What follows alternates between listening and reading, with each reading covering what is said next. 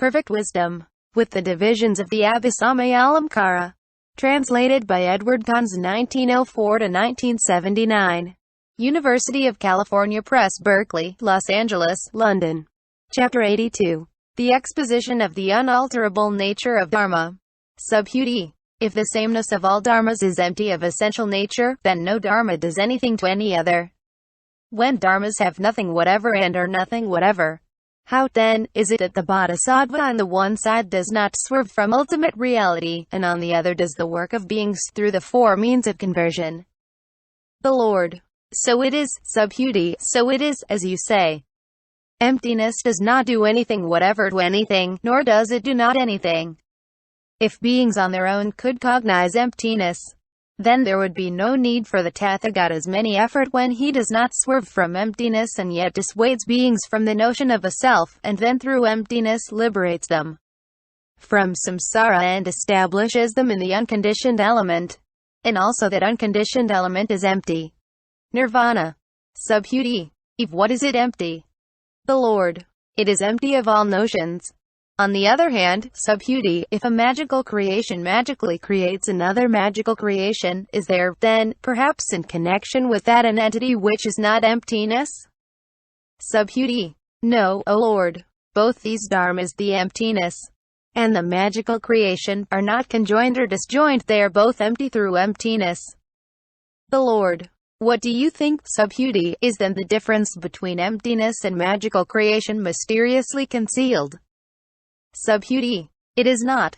And why? Because they both are not apprehended in emptiness, i.e., this is emptiness and this is a magical creation. The Lord. There is nothing about the five skandhas which is not a magical creation. Subhuti. If these worldly dharmas are magical creations, are then also the supramundane dharmas magical creations, i.e., the four applications of mindfulness to their fruits by which the holy men are conceived, i.e., the stream winners to the tathagata. The Lord. Since all dharmas are magical creations, each disciple must be a magical creation, each pratyeka Buddha, each bodhisattva, each tathagata, each defilement, and each deed. By this method all dharmas are like magical creations. Subhuti. And again, O Lord, as to this forsaking, as to the fruit of a stream winner, to arhatship, or as to the level of a pratyeka Buddha, or that of a Buddha, or the forsaking of all defilements with their residues, are these dharmas also magical creations? The Lord. Any dharma that there are, as long as they have been produced or stopped, are all magical creations. Subhuti. What is the dharma which is not a magical creation? The Lord. The dharma of which there is no production or stopping. Subhuti. What then is that? The Lord. Nirvana, which by its dharmic nature is undiluted.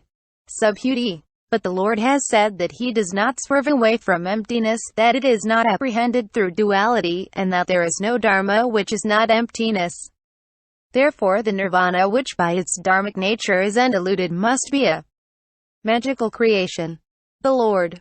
So it is, Subhuti, so it is. All the dharmas are empty through their own being. They have not been made by the disciples, or by the pratyeka Buddhas, or by the bodhisattvas, or the tathagatas. But nirvana is the emptiness of own marks.